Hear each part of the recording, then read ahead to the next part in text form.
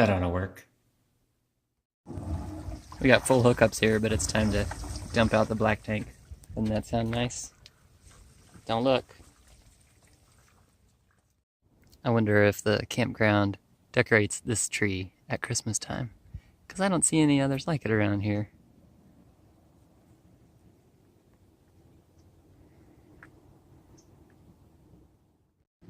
It's supposed to get cold either tomorrow morning or the next morning, so I'm going to fill up the freshwater tank so we don't have to freeze our hose pipe.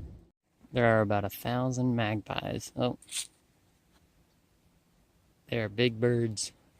They're like crow-sized, and they're black and blue and white. It's pretty awesome.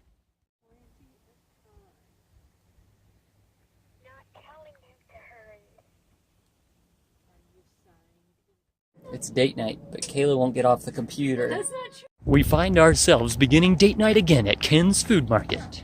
2 weeks in a row. What? Have a plentiful and safe harvest. Yes.